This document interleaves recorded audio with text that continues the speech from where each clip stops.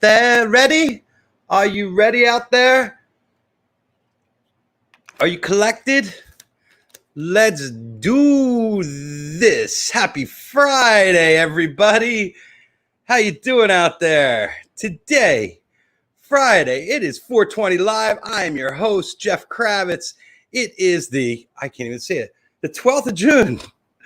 I have to look at the calendar because all the days are running into one. But 12th of June today, it's a beautiful day here in Los Angeles. The heat is off. The Santa Anas have stopped.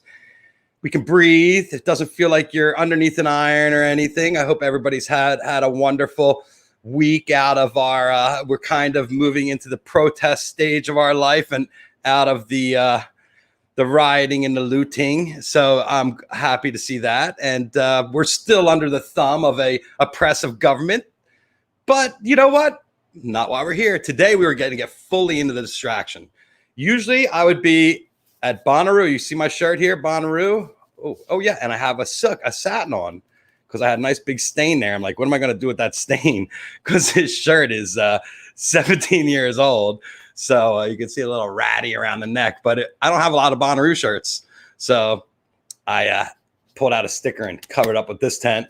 And, you know, usually I'd be showing up at the farm. I'd pull up. The first year I went to Bonnaroo, which was the first year it happened, I got one of these. You might have seen this when I had Ricky Farman on a couple months ago. I brought out this is the ticket stub to Bonnaroo, unripped. So June 21st, 22nd, and 23rd, which would be the third week of the month. And I think it's been in almost every week of the month except the last week. But, you know, I upgraded rather quickly to one of these. And if anybody's been to Bonnaroo, they know that the Infinity Pass is the thing to have to get your access. And I also had the little photo video. And on the back, a little guy. So I'd get one of these and then I'd be going out to shoot. I would have been shooting all night last night, Thursday, till about 2 o'clock in the morning. And then be out again today, probably. I don't like to do the first act. It's a little hot out there. So I usually send one of my guys out there to get my first act. And then I'm out there all day shooting, going around the farm, doing my thing. And, you know, I shared it on my Instagram the past couple of days, some photographs. And I'm going to start off the show today. Just something I really miss are the people in large numbers. And this is a shot of String Cheese Incident 2002. And you can see that the guys, everybody in there, there's no social distancing going on. We didn't even know what social distancing meant back in those days.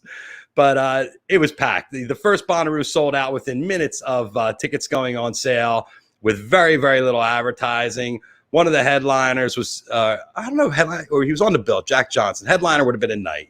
And this is the witch stage. I can tell because I have a very trained eye when it comes to the different areas of Bonnaroo and who is on what are a witch or this or that. But this shot is the old stage. You can see before they made it a permanent, because they were putting up this structure, and it was you can see it's not really that sturdy. It just looks like it's the roof when you look at it from the sides. But eventually they made that a full on, I would call it a building. It was a permanent stage. It was 6 feet high, 6 stories high. It was huge, and you know, you needed it out there at Bonnaroo. A lot of the problems in the early days were we had a lot of rain. We actually have had amazing weather at Bonnaroo, and this week in Tennessee, it's in the 70s. So I know all my friends are sitting there watching the weather report crying right now. We've all been commiserating because we all would have been out there. We would all be at Bonnaroo now. And 72 degrees at Bonnaroo, that's a dream. You're just walking around. You're not worried about it because it's the Schwitz factory, especially for big old dudes. You start just sweating it out. And, you know, when Jason Weinstock first called me up and gave me this, told me I'd have to book a RV in the middle of June to go to Bonnaroo at the end of June. I was like, you're crazy. But you know what? I booked that RV and I stayed in every single thing you could think of over the 20 years and have so many different adventures going on and off the farm. Today, we're going to touch base with some of the people that brought you the farm and some of the people that worked on the farm. And maybe later, if I have some time, I'm going to open it up to some of you people. I'll stay a little bit after tonight to play with some of you fans out there that have, been going to Bonnaroo all these years and might want to tell a story or something. We'll see how that works out.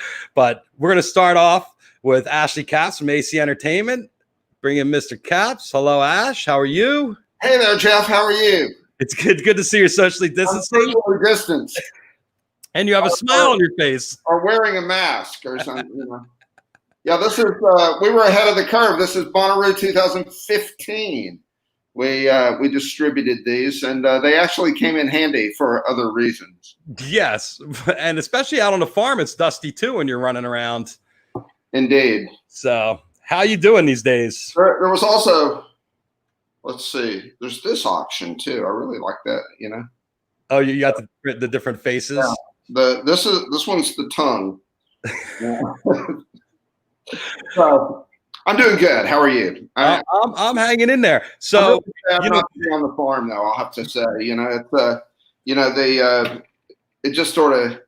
I mean, there's been a lot of sad, nostalgic things about this pandemic, and we're all hungry for that kind of for being together and sharing all these crazy moments. But I think none more than Bonnaroo, and as you were describing, it's like a family reunion.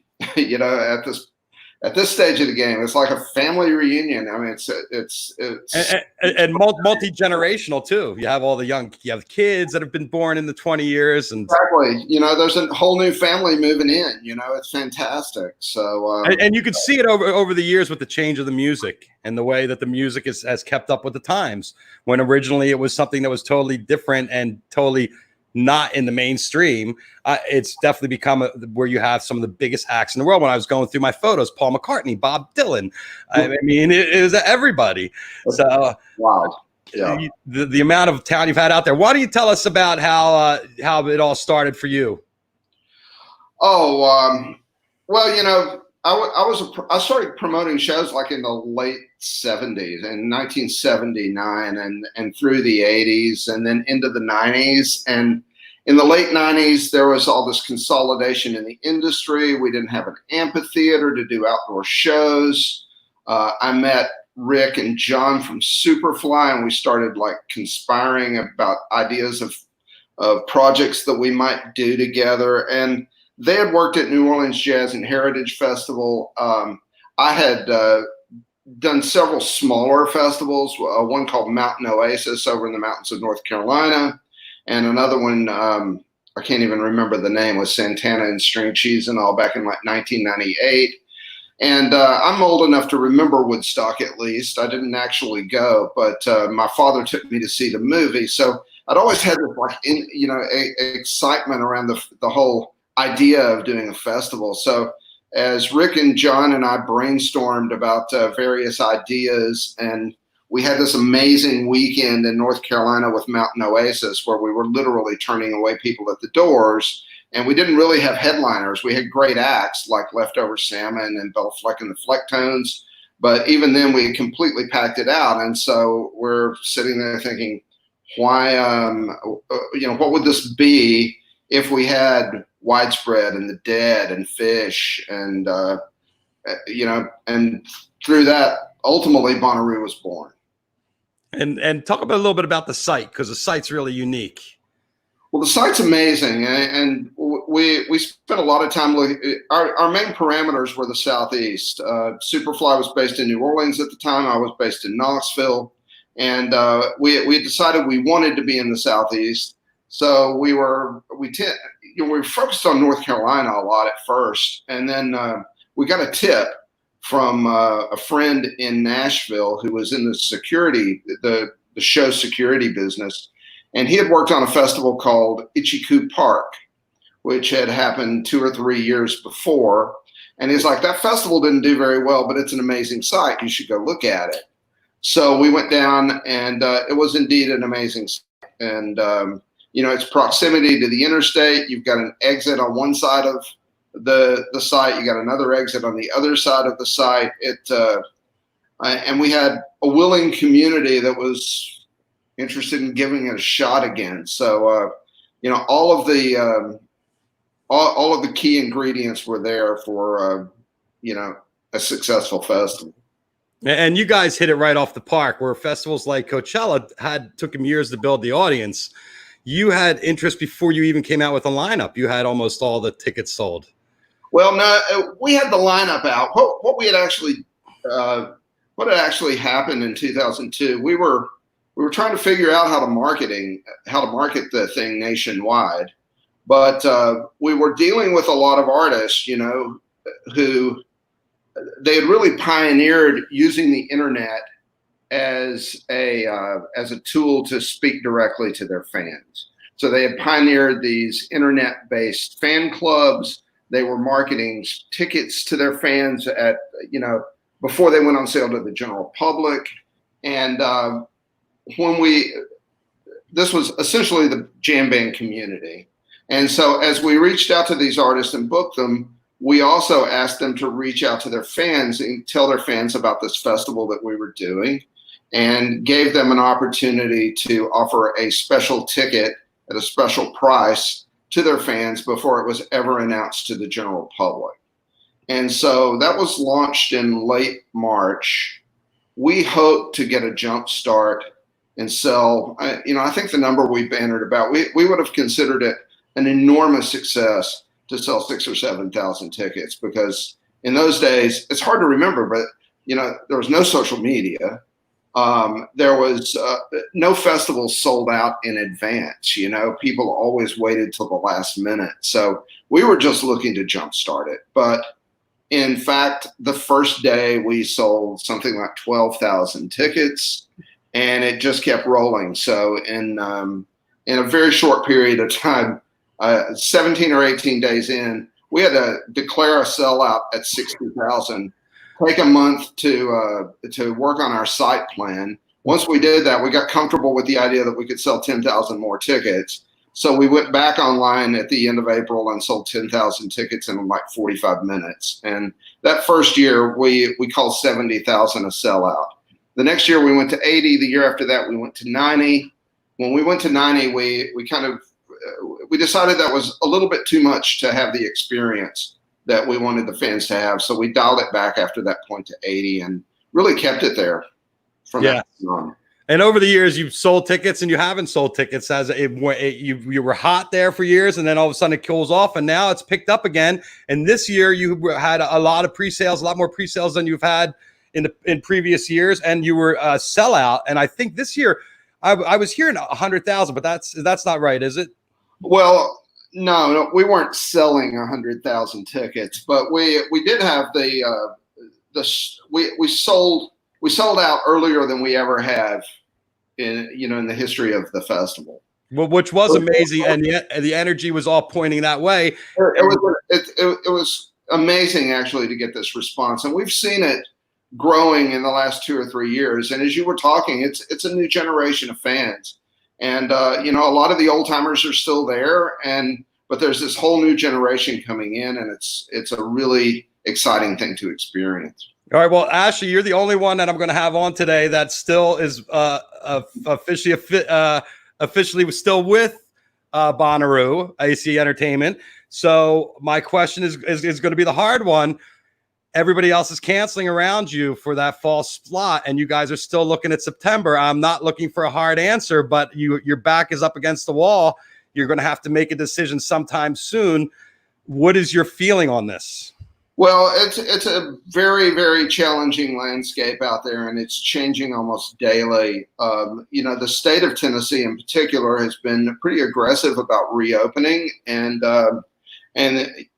when we originally looked at that third weekend in September, it was ideal for a lot of the artists. And, we're very excited about it. It seemed really prudent and safe. At this particular point, I'd be lying if I didn't say it's on the cusp. And, we're looking at alternatives. And I think we'll see how things play out in the next few weeks and see what's really possible. Well, you know what they say, the saying is that shit rolls downhill. And if you look at our number one person in the world right now is our president, and he's saying he's going to go through on June 19th and have his arena filled with people that are going to sign on the dotted line that they're not going to sue him if they get sick. or if something happens to them. So obviously, if it's coming from the top, it would seem that that's going to be the message we're heading to in this new era, is that it's going to be on you to make sure you stay safe and enter at your own risk, which is what it says on the ticket to Burning Man and many other festivals you go to. Right, but we're not going to put our fans at risk. If we think it's risky, we're not going to do it. Well, I'm glad to hear you're smarter than the president. We don't feel like that we can reasonably maintain standards and keep people safe, we will not go forward with the festival. I'm glad to hear that. And that's the prudent thing to do, too. You can't rely on our leadership because they obviously don't know what they're doing. But they're going to learn and they're going to figure it out. And we have to err on the side of safety. And Bonnaroo has always erred on the side of safety. It's always been an amazing, safe place. I like to bring in Rick Farman, who's from Superfly Presents. Rick. Do you want to say a couple words about Rick before I bring him in? Rick Farman. I mean, I still remember the day that I met Rick Farman when I was promoting a Bonnie Raitt show. Rick was on tour with an artist he was managing, John Cleary. He was playing keyboards with Bonnie Raitt, and we had this conversation. I think we immediately sensed a certain kindred spirit in one another and what we were trying to do with our companies. And we had the usual, well, we should follow up and see about working together. And Rick actually followed up. It doesn't happen that often. And I guess you could say the rest is history. It is. That's it. Rick Farman. Hello, Rick. Hey. How What's up, are you? Ashley? Nice hat, representing. Gotta do it, man. The beard too. That's a new look for you. That works. Yeah. The COVID hair is necessitating this kind of. I'm having a lot of fun with it myself. My, beer gets not so sure, but Yeah, I'm getting some passes here. There's some COVID miracles going on. Well, fortunately, we don't have anywhere to go to look good for. It's not like you have to go somewhere and it's like, oh, I got to cut my hair because I'm going out or going here or anywhere. We're all kind of in limbo. So, yeah, Rick, no one cares. No one. It's true, especially about us because we're the old guys. Rick, you heard Ashley. What were you thinking while he was talking? It was just fun to hear, man. Fun to hear the old story there. It's kind of crazy that it's been this long and that we've accomplished what we've accomplished together. And like Ashley was saying, I mean, we had pretty modest expectations at first. If we had just pulled the thing off once and maybe done 20, 30, 40,000 people, we would have been pretty happy. We just want to get the poster on the wall with all those bands on one poster at that point in our lives. I mean, so to be here at this point of it, and it's an interesting time right now where obviously we're all nostalgic and we're all missing regular life, and to have a moment like this come by where we're all used to being in one place at one time and to not have that happen, it makes you appreciate it all the more. So. Yeah, well, we're definitely, everybody's missing Rue. What would be your where would you be right about now? It'd be about 6:30 at night on Friday. Catering. Well, this year in particular, frankly, that's right, because this is your first year as a free man, right? Yeah, and I was really looking forward to that. I was really looking forward to really just being a fan. And just being there and having zero responsibility, kind of like John Mayers, for instance. You mean every year? Yeah. No, and John's proud of that, by the way. So that's no slight. Well, John does all his work in advance, right? Absolutely. And occasionally when you'd have a Kanye West incident or something like that, he'd really have to dig in. But, my role in the festival for Superfly was much more on sort of the operational side. And I just had a lot more of the actual responsibility during the event. Now, in the last bunch of years, it's certainly loosened up in that regard as we built our partnerships with Live Nation and just things started to shift. So I started to have a little bit more freedom. But this was really going to be a year for me to just go for it. And I was also going to have, less of a family and other responsibilities. And so, You mean the kids weren't coming this year? No, I was just going to do it, Annie and I, and just have a blast. And so it really is, it's weird because in some ways, and this is not to sort of downplay any of the, the really intensity around this thing not happening this year and all the people that work on it and all the people that benefit from it, the community not having the opportunity, but it's a little cosmic in some ways that, we're not directly involved anymore and it's actually not happening. It's just bizarre.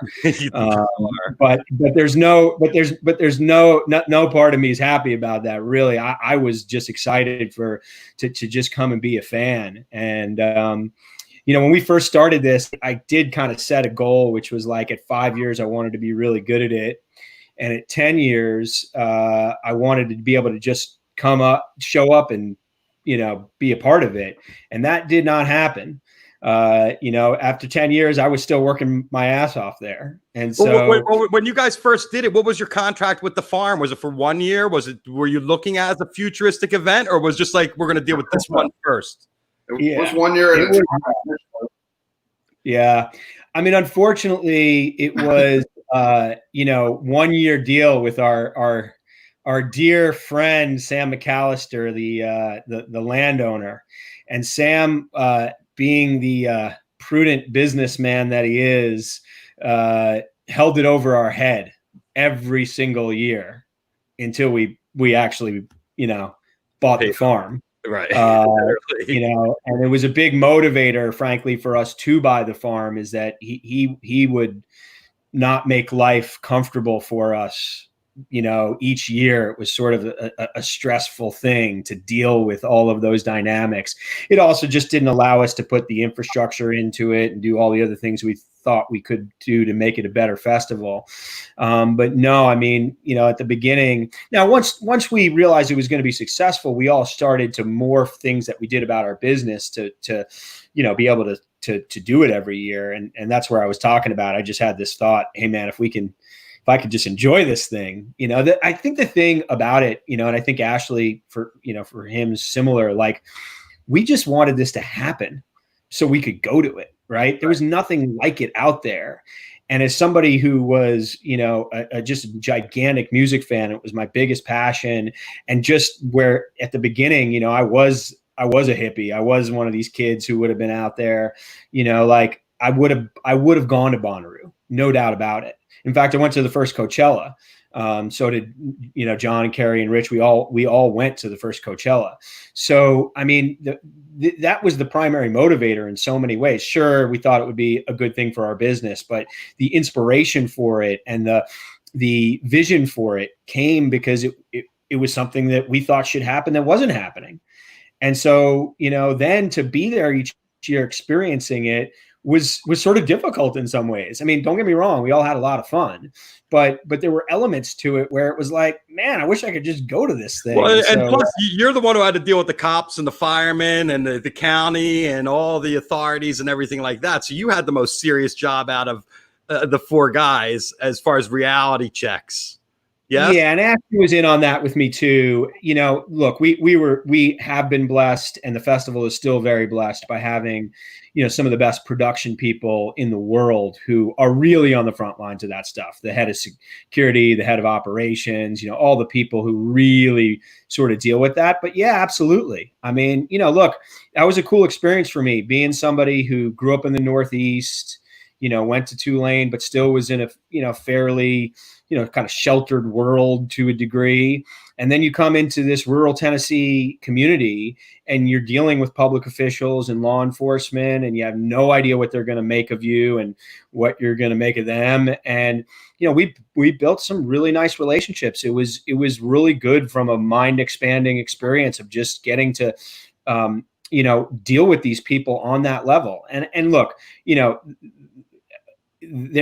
thing that I think I personally took away from it a lot was just like the practicality of people that are in those jobs, right? They do really care about their safety ultimately and the safety of their teams. And from, at least from our experience, it was very much hey, if you can get from A to B in a very straightforward manner, in a trusted, truthful manner, then they would be on your side. If you were not going to deal with them in a truthful way, then you'd have problems. And we just had great guidance, particularly from a lot of the people who helped us, who came out of the fish camp, who had very similar experiences. They had gone to these small rural communities with the type of audience that we were dealing with, and they prepared those communities very well for the influx of that kind of thing. So much of that we really got the benefit, of and a huge influx of cash also. That comes into the communities. Like Manchester, Tennessee isn't exactly like your hotbed of economic stability. It's a little farm community. It's a stop on the interstate. It's not really hustle bustle center of Tennessee. It's a little tiny place. So you guys brought huge business in there every year that kind of set them up for the whole year. Some of those businesses, especially those $25 hotel rooms that were going for $400. Absolutely. And even look, I think, a lot of people don't recognize how different Nashville was back then too. Right. Nashville was a much different place. Oh yeah. I can't believe that the changes in Nashville are amazing. Every time I go to Nashville, to hotels, to restaurants. So I guys, I've lined up a lot of different people from our lives together, and sitting in the wings is Dan Berkowitz next. Do you want to tell us how Dan came into the Bonnaroo world? You remember, Ashley? I'm not sure I do. I think we ought to make Dan tell us. It's always been a mystery. Here he comes. Hello. Dan, do you have your that was a good idea. Dan, do you have your cooler and your special viewing area? And are you? There's a couple things I need. I've texted all of you. There's just a couple things I need, and then I'll be fine. So, oddly, until like a year ago, I literally didn't remember, or I couldn't piece together how I got to the first Bonnaroo or who I went with. But I was at the first Bonnaroo in GA camping before I knew any of you. And it was a transformative moment in my life. Like, I literally remember the moment, and I hope I'm right. I think I'm right. Big Woo was the first act that ever played Bonnaroo. Hey, man, answer to a great trivia question there. You got it. That was right. Okay, so like, I literally remember that. Like, I remember the first note of the first Bonnaroo being like, wow, things are different now. And like that was a transformative moment for me and for tens of thousands of people. And it was a movement. It was a moment. It was a happening. And I feel lucky and blessed to be a little part of it. But I've seen it, whereas you guys have seen it from, a really unique angle. I've seen it from almost every angle, whereas the first year, and I just pieced it together. A year ago, I solved the mystery of who I came to the first Bonnaroo with. I remember who I hung out with the whole time. I just didn't really remember how I got there or how I got home. But I had an amazing time.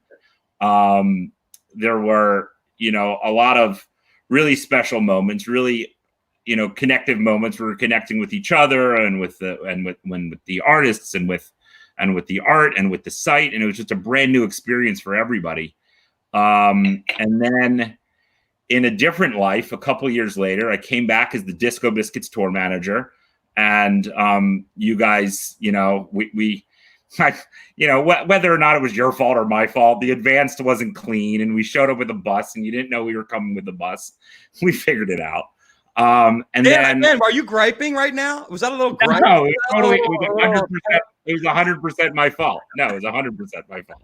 No, it's probably Haddon's fault. Maybe Amy Davidson. We could throw other people. It was 100% my fault. Haddon's the usual suspect. Haddon Hipsley, who was our production manager, who was also Fish's production manager, aka Squid Brains. You're all a bunch of squid brains. He's the easy person to blame. You're all a bunch of squid brains. No, and had it not been for Kat and Jim Tobin moving one of Radiohead's buses, we never would have gotten on site. I kid. And then, through the Roll Like a Rock Star program, which, Mayer's, you joke, but I saw him work his butt off and getting that thing off the ground. Obviously, so did you guys. But like, I was literally digging ditches with Mayer's to get those buses parked the first year. And then, it was a beautiful program in a beautiful part of the world and, a beautiful little nook of Manchester, Tennessee. And we got to do some really cool stuff and see the festival from a really unique angle. When did you start working with the festival and doing the VIP packages? Well, it was just Roll Like a Rock Star, and Chewy, my old partner and dear friend, and also a part of the fabric of Bonnaroo. I think he was involved in the Bonnaroo VIP in the very early years. And then we came back and did Roll Like a Rock Star, I believe in 2009. That was our first year. And then we did it all the way up until the year before last. So I think it was 2009 to 2018. So almost 10 years. And did you have it set up? That was Bonnaroo one of the first that had something that extensive set up and catered, and then Coachella picked up on it and other festivals? For us, it was. I mean, and Bonnaroo still. I mean, the proximity to Nashville is such an important part of that program because we get, or got, and by we, they, tour buses that come to Manchester that are only 45 minutes away. There's nowhere else on earth that you can really do that because all of the buses live in Nashville. So, I jokingly used to call it the Four Seasons of Manchester. There's no program like it on the planet, I believe, in the history of music festivals. And it stems from the fact that Bonnaroo was started with such a pure intention. Our program, as like bougie as it was still all about the music. Like the thing that was amazing about that program is the access that you got to the shows that you got, right, and the fact that it didn't detract from the GA experience. Like nobody knew it was there. There weren't like obnoxious signs or like big platforms.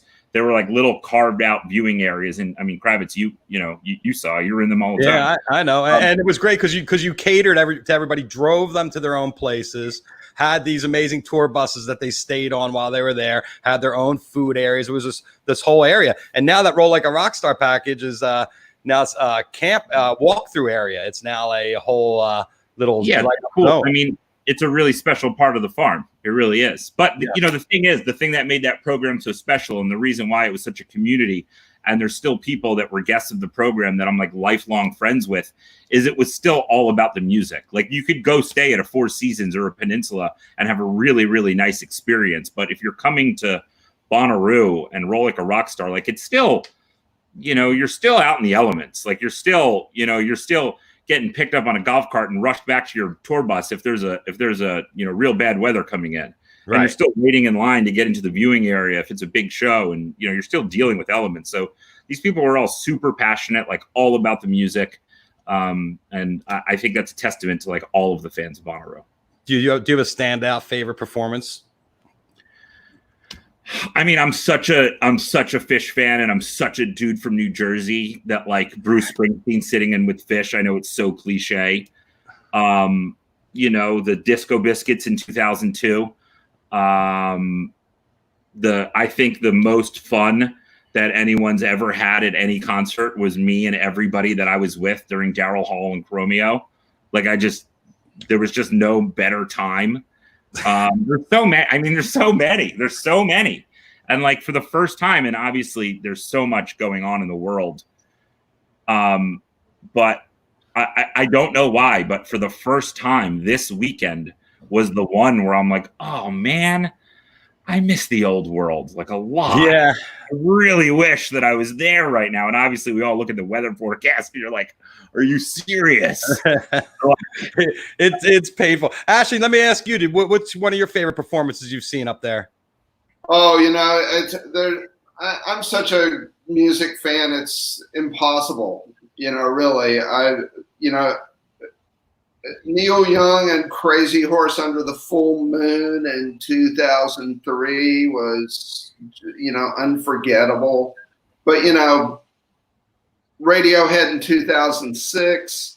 But also, some of the jazz concerts when we did the little jazz club where we imitated we constructed a kind of a clone of the Village Vanguard, you might say, out there, and complete with wait staff, and it was an amazing experience. There's just so many unforgettable experiences over the past 18 years. I don't even know where to start. Of course, McCartney. Did I mention Radiohead? Of course I did. Yeah. McCartney, Springsteen, absolutely astonishing. Jay-Z and Stevie Wonder. Yeah, I could spend the rest of the hour.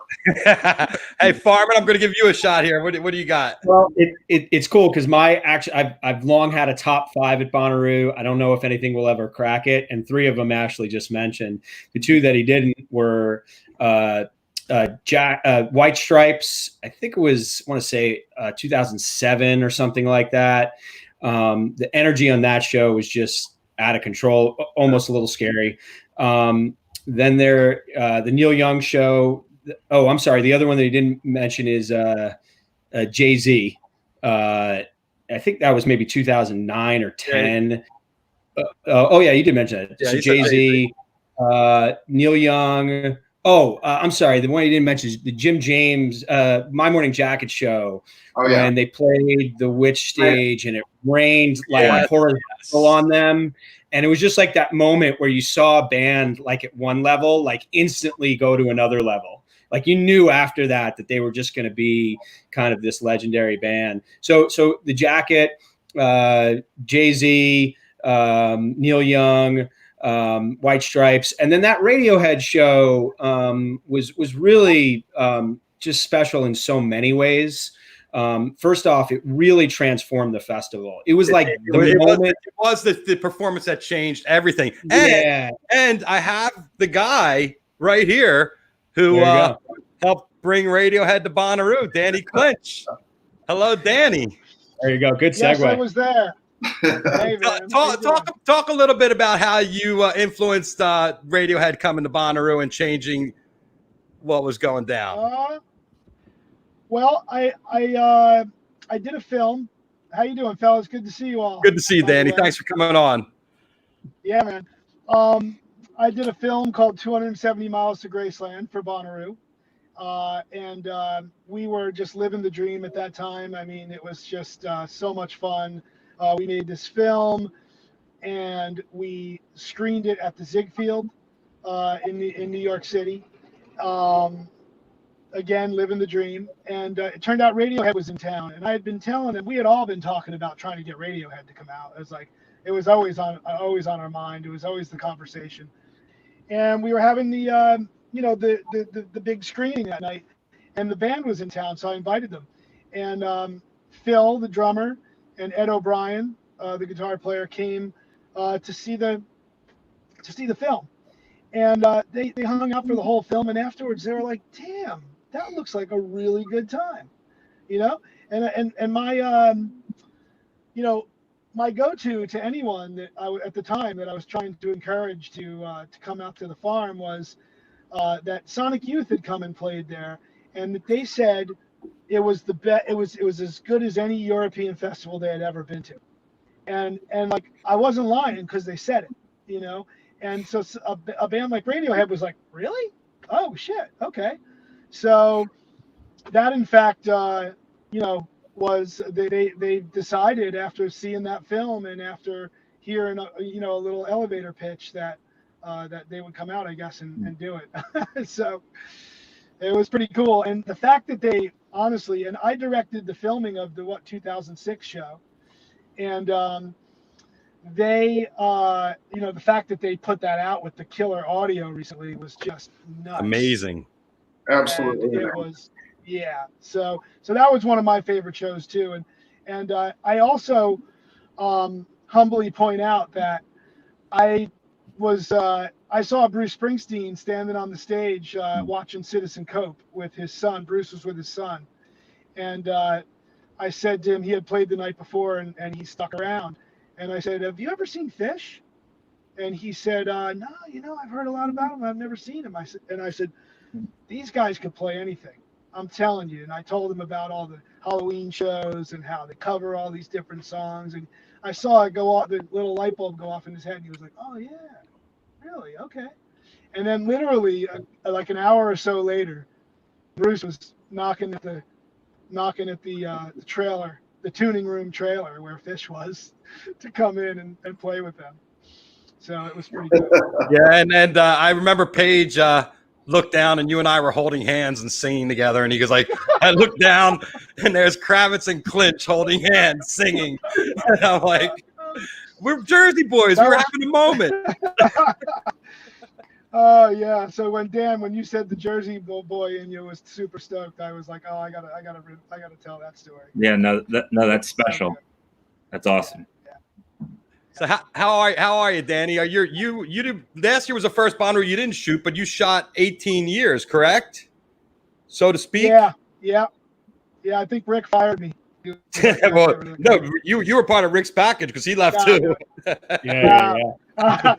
No, I'm just kidding. Yeah, I was there every year, and I went last year, and I just freestyled it.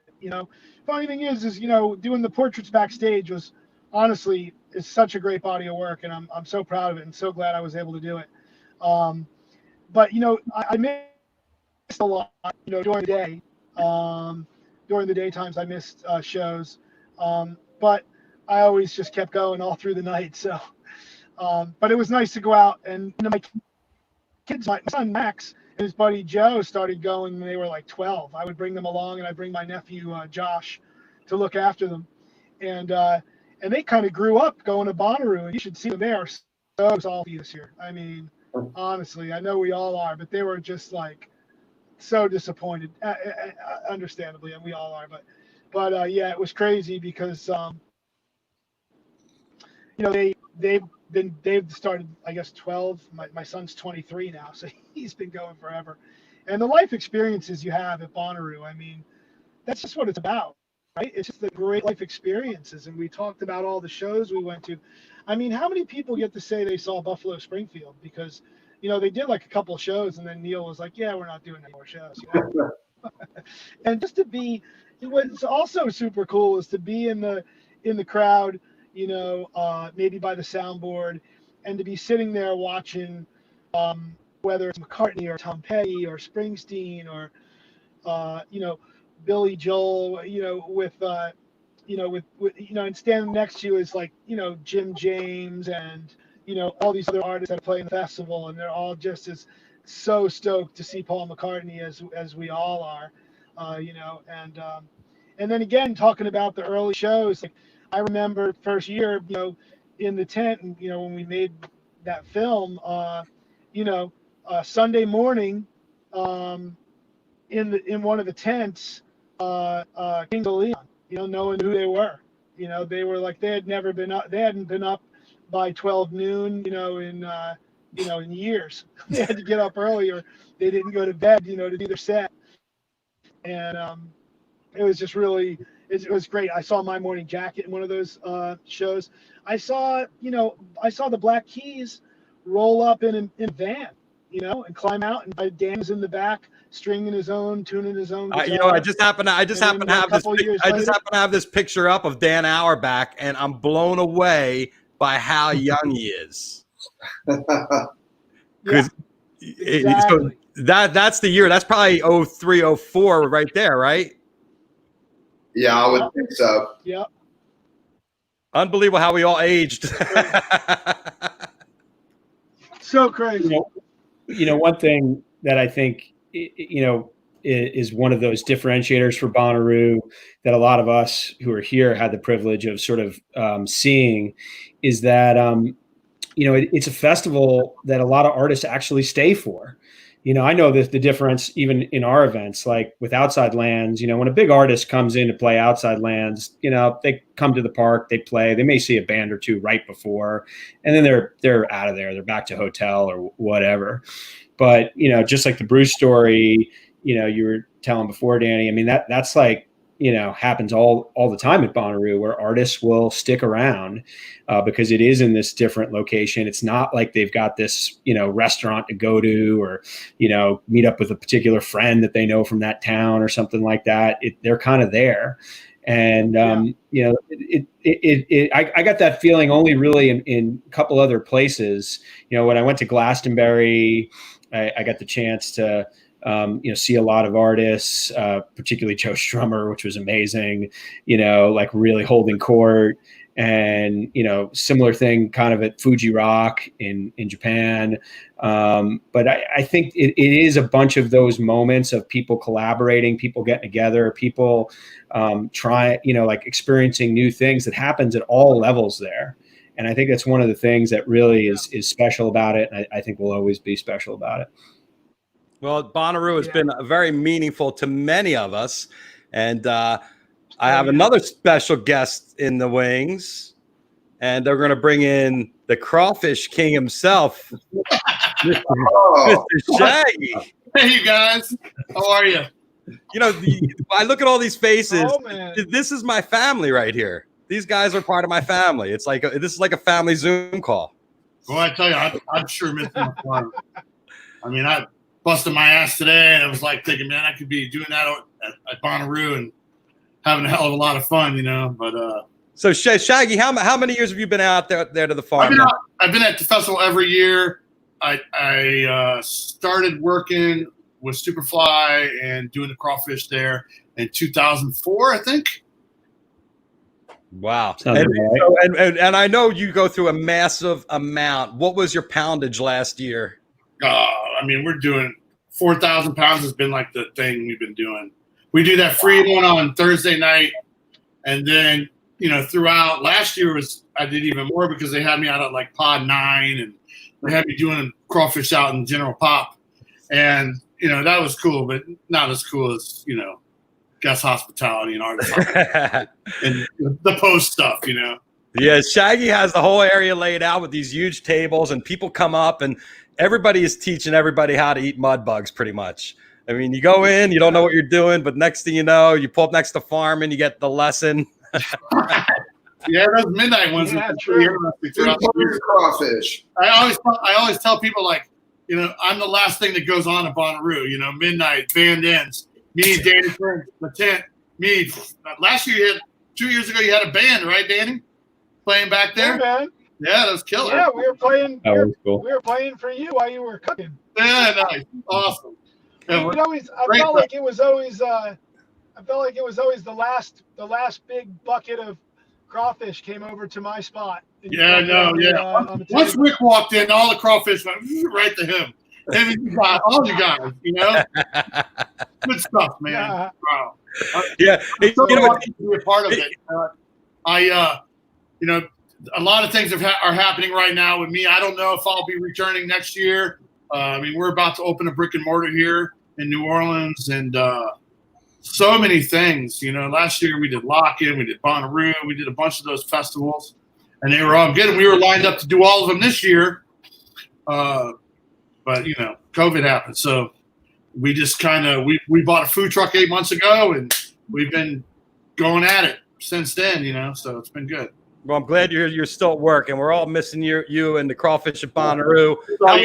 How was the season this year? I don't even want to hear it, but tell me. I mean, it was really good. You know, we started early, and you know, last week was the last week we boiled.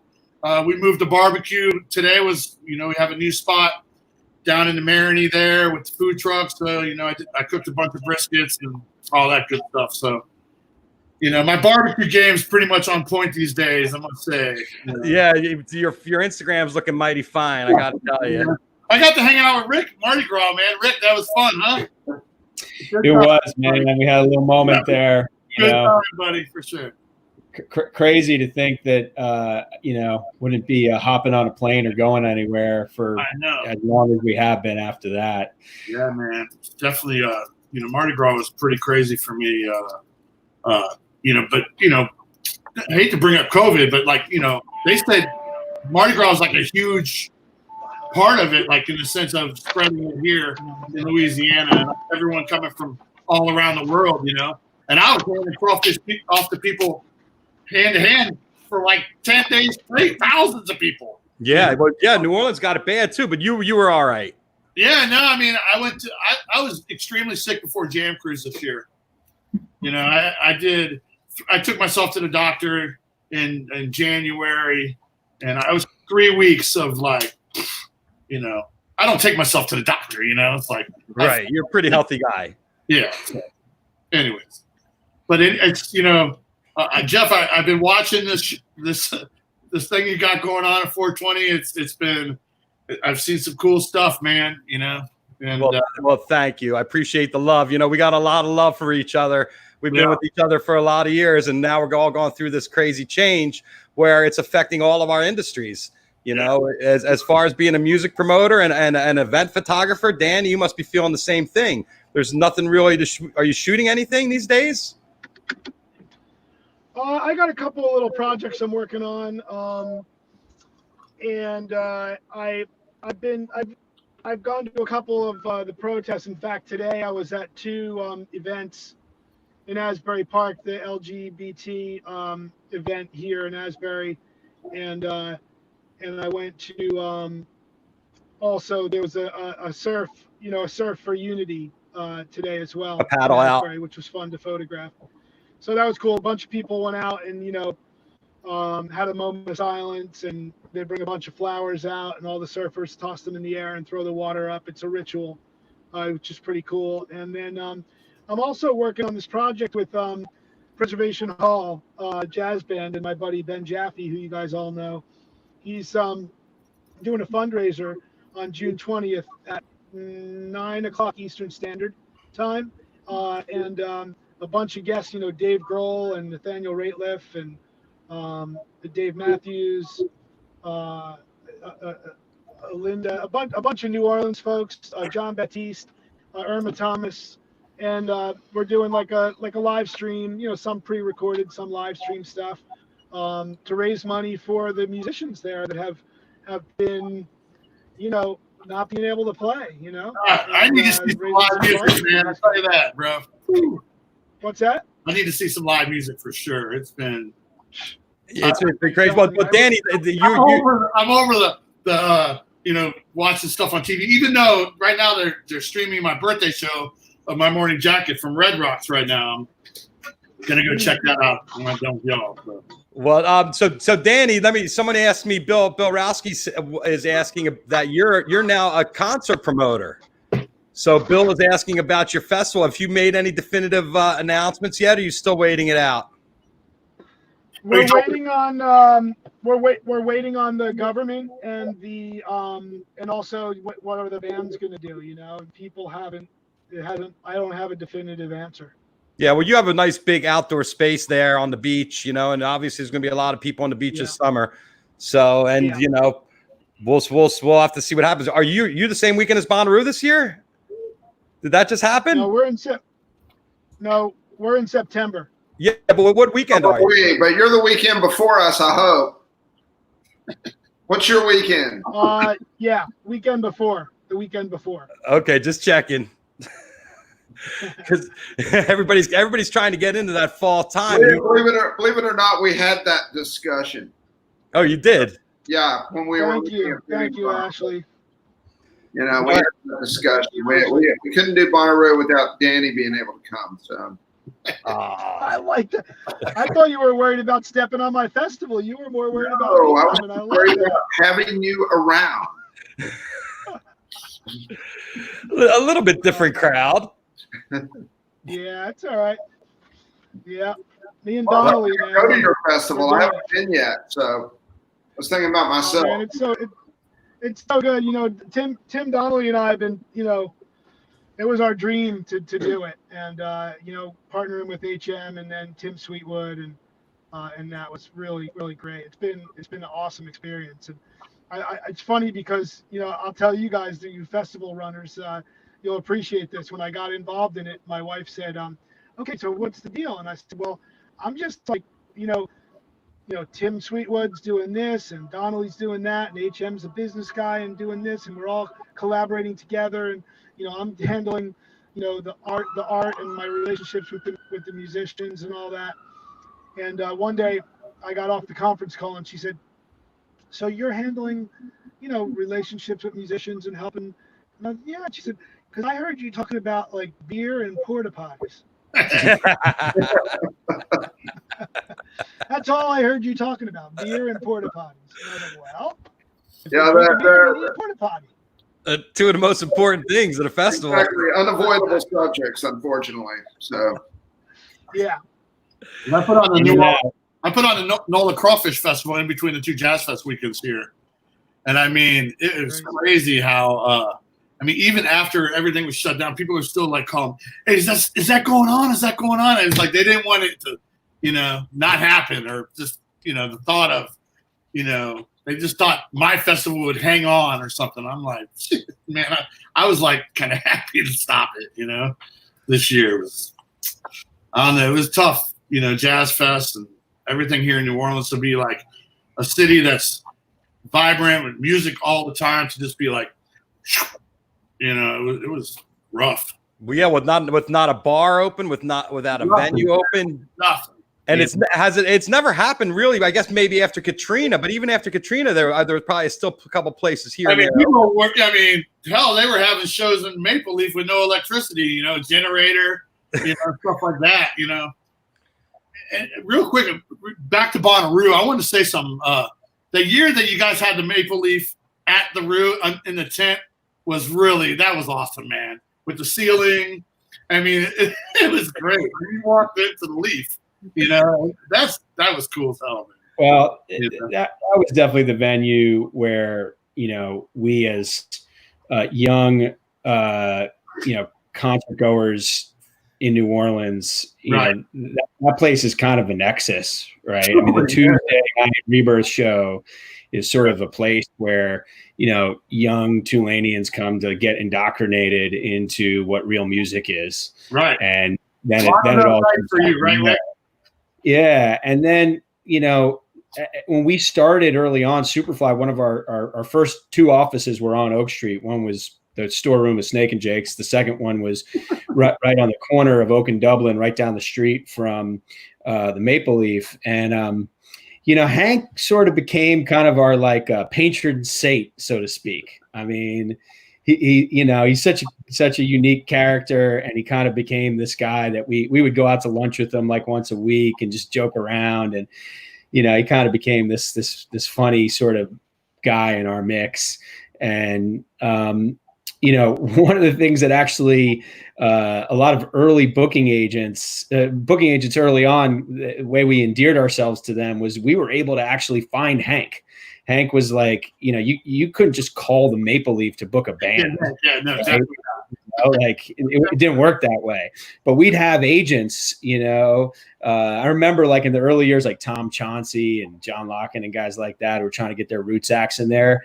You know, they would call us up, and, you know, one of the early specialties that Paul Peck brought to the table was that he was able to find Hank.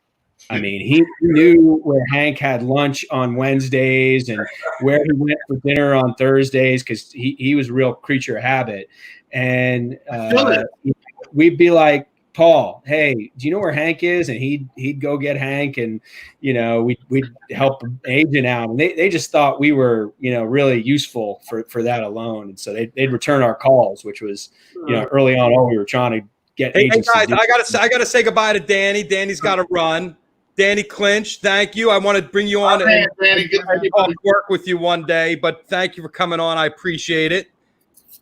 Bye, Danny. Yeah, man. Thanks for asking me, and I'm always offering some love to Bonnaroo. And Jeff, I'll come on anytime and hang with you, brother. Great, thank you. And then we're gonna bring in a little female energy here, guys. I have Annabel Lukins coming in. Annabel's been to all the Bonnaroos. Hello, Annabel. Hi. Hey, Annabel. Hi. Hey, boys. Hey, Annabel. Estrogen in this party.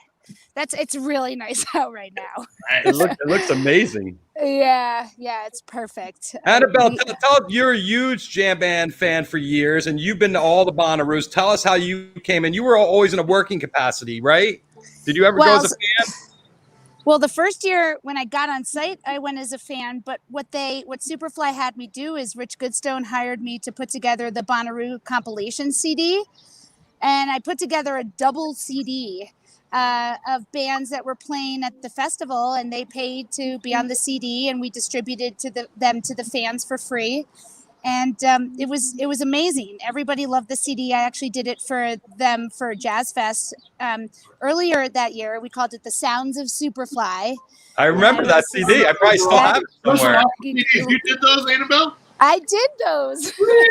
I know. That's when I first met them. I worked at MTV, and Ari Pomerantz, who's a good friend of Rich Goodstone's, met me, and he's like, you need to work with Superfly, and they introduced me, and that was my first job, and I, you know, So I loved it, but I got to play the first year, and then I took the second year off because I was working at Telluride Bluegrass Festival. But then I came back the third year, and I started to work at the Sonic stage, and then I stayed there until, you know, Rick, until that ended. It was.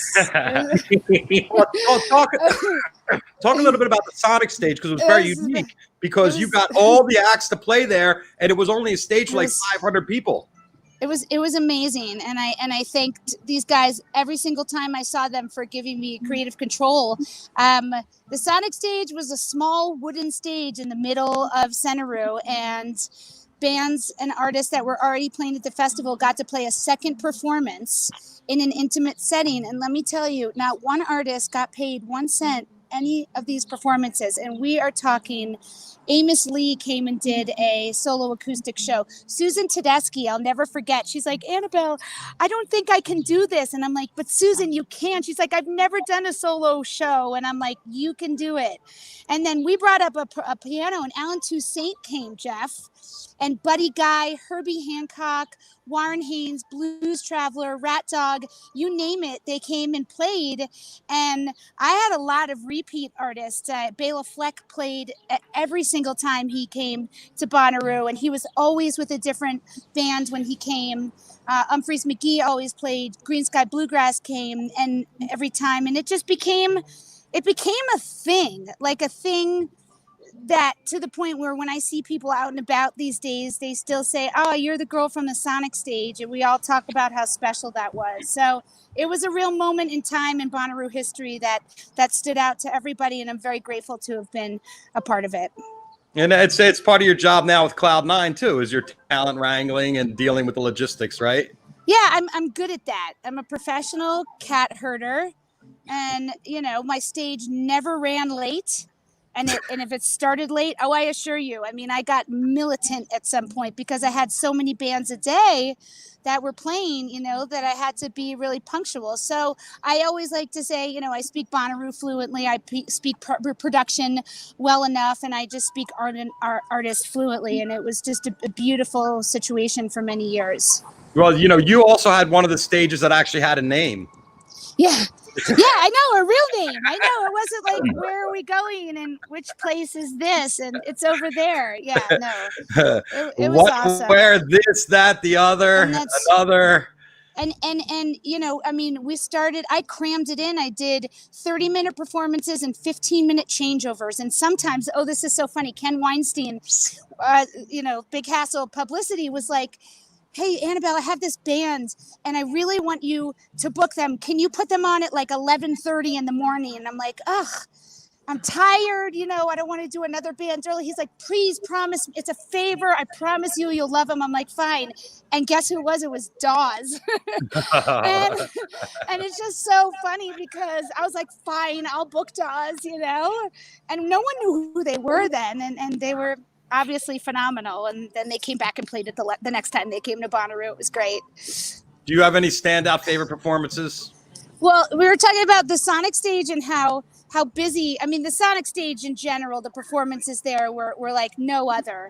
Right. But I'll never forget. It was a busy day. It was a busy day, and I don't think I was done till about 8 o'clock. But at that time, this time of the year, Bonnaroo sunsets are some of the most angelic sunsets in the entire world, and I've seen a sunset or two. There's just something so perfect about the ending of a perfect Bonnaroo day going into a super to be fun Bonnaroo night, and it's just amazing. And I was tired, and I had a long day in Phoenix. Oh, it was a sunset set on the Witch stage, and Phoenix was playing, and I needed to get a golf cart ride back to the admin compounds, and I'll never forget them playing 1901, which was my favorite Phoenix song at the time, and I heard the whole thing with the sunset, with, after a satisfying day of work, and it was just kind of a moment where I'm like, yeah, I love my job, and I love this place so much. And I had the golf cart stop, and I got out and just danced by myself. I didn't want to be around anybody. I was sick of people at that time, and I just needed my own moment, and I got it. And that really stands out for me as one of the best moments. I think maybe the other one for me is well, one of them is the Beastie Boys. Now, no, well, I love the Beastie Boys. Metallica was also so good, but the Beastie Boys, I'll never, because that was the last show that MCA played. I hope everybody's seen the Beastie Boys story, and it made me feel so good knowing that Rick and Kerry and Rich and Jonathan were able, and Ashley were able to bring the Beastie Boys to Bonnaroo, and that was their last fucking show. It's just like, it's so Bonnaroo is such an iconic place anyway, but just to have that moment, be set in history is just beautiful. And then U2. I am such a diehard U2 fan. I was so happy they were playing, and I was in the pit singing every word to every song. And Joshua Tree too, which is one of their best records. So good. And excuse me, Annabel. But the Bonnaroo set and then the set they did in New Orleans was like the energy that they had in Bonnaroo was like epic, man. It was like really it was epic because at that time it was still, they were on the cusp of being the old guys, and the sound and the bands at Bonnaroo have changed so much over the years that they were like the living legends, and they were the perfect band to have. And it was amazing. And when I get to see those night shows, because I'm busy during the day, and I've caught lots of little shows at the tents and stuff, but those are the moments for me that I can release my energy and really just become the music fan that I am, and can turn off my sort of I'm working hat, and so I really get to let loose in the pit. It's awesome. Well, Bonnaroo has been special to all of us. I appreciate everybody coming on to celebrate today. This has been the first time I brought so many people on, and I thought the flow worked really well. It was great to hear from everybody, and most importantly, amazing to see all these faces that I love so much. Yeah, I love you guys. Love you so much. Like I'm gonna go around the horn. I'm gonna give everybody a little minute to say a little wrap up. I'll start with Rick. You want to say a couple things before we go? Well, it's just been fun doing this, a nice cathartic thing. Certainly no replacement for being with you all, but thanks, Jeff, for bringing us together. And, it'll make it all the more fun when we're there in person the next time, whenever that is. So can't wait. And, looking forward, that's for sure. Thanks, Rick. Ashley, love Mr. you, Cap. Rick. Right back at you. First of all, as we were reminiscing there, let's remember the two amazing Tom Petty shows. Oh, yes. Where is he? Let's just a moment there for Tom Petty. So nice to see him with his quarantine without a hat on. Thanks for doing this. It's great to see everybody. This is kind of an unimaginable, not kind of, this is an unimaginable moment that we're all living through. And, I can't wait to be back. So, Can you hear me, Jeff? Positivity has never greater meaning than it has at this particular moment. So, thank you. All right. Thank you, Ashley. Mr. Berkowitz. Love you, Ashley. Thanks, Jeff. Thanks, everybody. I think, the thing that's so special about Bonnaroo is we get to see each other. We get to connect with a lot of people that we don't, we might not see in our day-to-day life. So even, I know that there's a lot of, I think there's at least, 15 or 20 people watching us right now. So between them and us, it's special to connect with you guys. I can't wait to do it in person. There's something so special about that farm and so special about Bonnaroo. And it's the people, the land's amazing. The site's amazing, but it's the kind of people that go to Bonnaroo. It's it's not easy. It's not the easiest thing in the world to do. And there's a bit of a barrier to entry. And, we all get over that barrier for some sick reason. We all, keep coming back year after year after year. And there's something special about that. So I can't wait to see you all again. And thanks, Jeff, for having me on. I hope to see you all soon in the real world. Me too. Annabel? Hi, Berko. Well, Bonnaroo's, it's completely changed my life. It has turned me into the person that I love, more than I did before. and it has opened up my world to so many experiences and people. And I think about all the crawfish boils and how, even though we're working, there's something so magical about that farm that even though we're working, we always take the time to, I go see Shaggy, or I go do a little bit of the radio show with Ken Weinstein, or you and I run into each other, Jeff, or anytime I see Rick, whether it's at a well done meeting or just anytime I grab him and I thank him. And Ashley, we always get a couple breakfasts in, and, I remember that. What was the parade, Rick? When did we guys do the parade when William hung? Remember from She Bangs, She Bangs?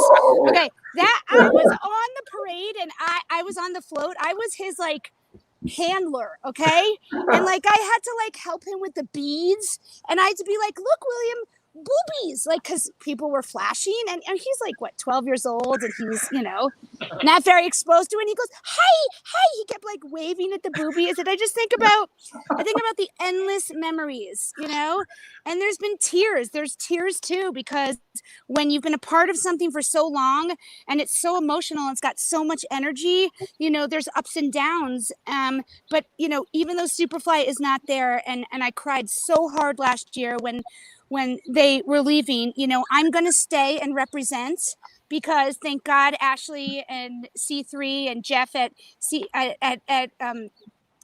Ashley's company, they still want me there, which makes me feel really good. But I'm going to represent the OG Bonnaroo and keep, giving as much positive energy and vibe as I can, so that the essence and the core of what this festival was can still always be on some level. So thanks, Jeff. I'm really, really grateful that you brought me on today. Thank you, Annabel. You were a breath of fresh air, especially with that beautiful scenery.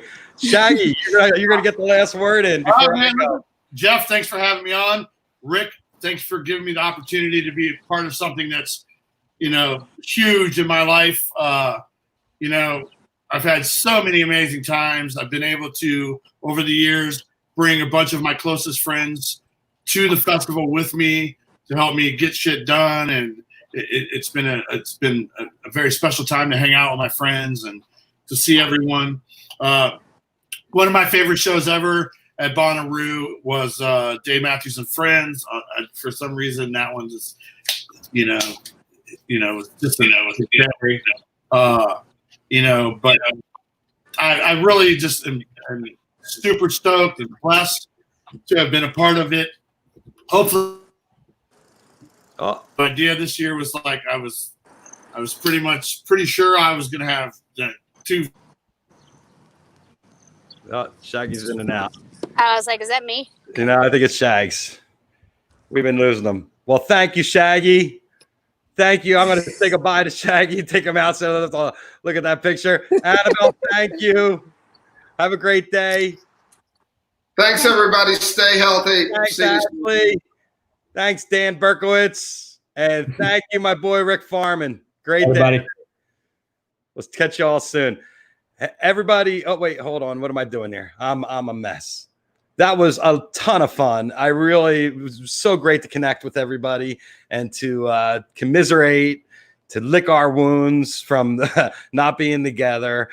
This is what it's all about. It's the people out there, the music fans, the way we complete each other, the way we make each other, and the way we help each other get through these times, these crazy times. So I want to thank all of you for tuning in and being part of my family. It's been a crazy, crazy 3 months, folks. We're just about our 3rd month anniversary coming up here on June 16th. So really close. Next week, this Monday, would be our 12th week starting. Our 13th week is a mind blower. I appreciate everybody tuning in. So thank you. Peace, love, happiness for all you guys out here. The hug. Oh, have a great weekend. Monday, let's get to some fun notes. Monday, we're going to do our first live band performance on 420 Live at my pool with the Gooms, which are an amazing indie band that you guys write some catchy tunes. We're going to have some fun with the Gooms at the house. Tuesday, we're going to be with the Gordon family, one of the first families of rock and roll. We're going to talk to Tessa Gordon, who has her new album out, and Sue, and might even get a visit from Mike. He still hasn't signed the contract. And Andy Gadiel is going to come in because that Dinner and a Movie is his first show, and he's going to give us a little bit of the background of what it was like to actually be there. So thank you all for tuning in. I love you, Bonnaroo. I love you, New Orleans. I love you, everybody. Have a great day. Have a great weekend. See you on Monday, 4:20 live. Jeff Kravitz, same bat time, same bat channel. Thanks for tuning in, everybody.